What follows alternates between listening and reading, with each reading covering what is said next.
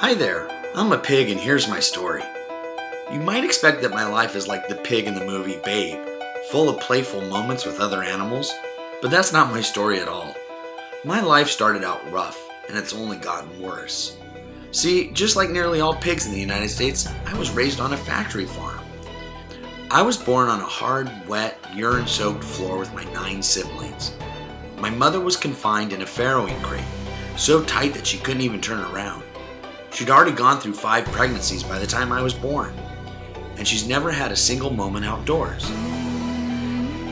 When I was just a few days old, I was grabbed up by one of the humans. I squealed and kicked, but couldn't get away. He took some sharp clippers and cut off my tail, leaving only a tiny stub.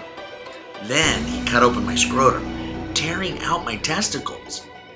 Next, he forced open my mouth and he cut the ends off 2 of my teeth. And then he cut deep notches into my ears. All of this happened without a drop of anesthetic. I felt every agonizing cut and tear. And my case wasn't the least bit unusual. This is what's done to every piglet raised at a factory farm. It wasn't long after that, when I was only 3 weeks old, that I was taken from my mother. She screamed as we were carried away, but it was no use. That was the last time I saw her.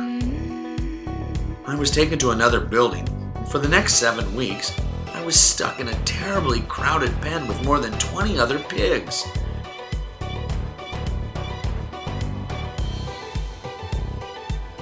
We walked around on slated concrete, and our waste fell through into a huge pit dug under the building. You can imagine the horrible smelling fumes from all this manure and urine.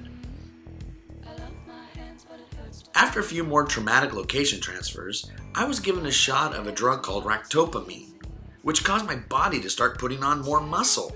After 5 painful months on this earth, I already weighed more than 200 pounds.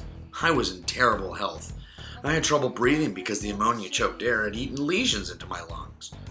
But I could still walk when the men came, yelling at us and stabbing us with electric prods as we were hurried onto the truck.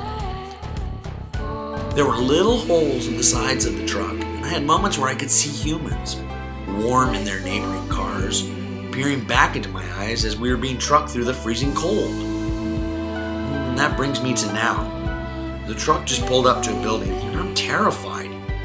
Each of us knows we've arrived at a bad place.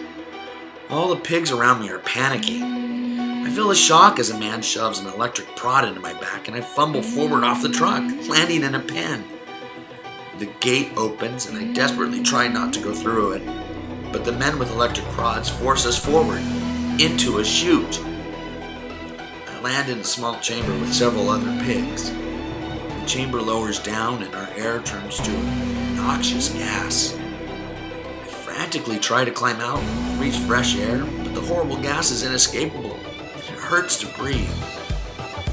We're all in agony, trying to get our noses up as high as possible to reach breathable air. One by one, we collapse in this gas chamber.